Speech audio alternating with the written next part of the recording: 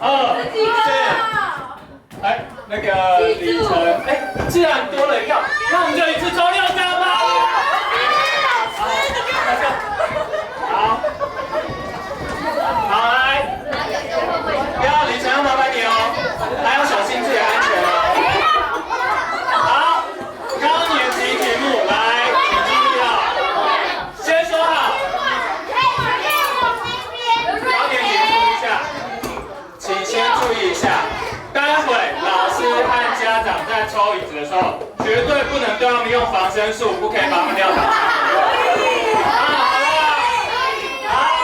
现在宛如要出题了。